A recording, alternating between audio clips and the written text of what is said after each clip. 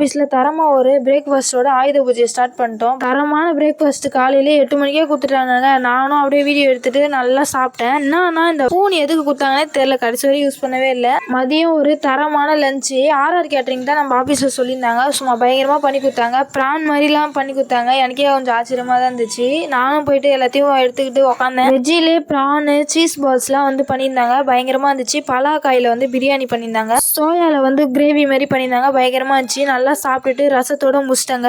ஃபைனலாக வந்து இளநீர் பாயாசம்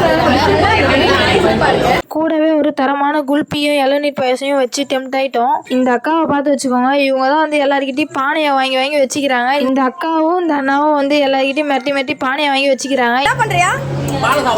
பானை சாப்பிட்றியா?